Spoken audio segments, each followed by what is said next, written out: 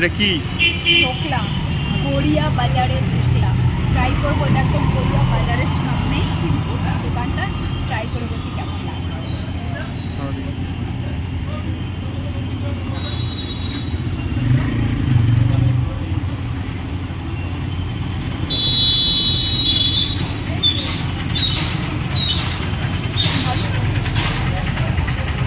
ভালো লাগছে, বেশ যে রস দিয়েছে এর জন্য টেস্টটা কিন্তু আরো দ্বিগুণ লাগছে।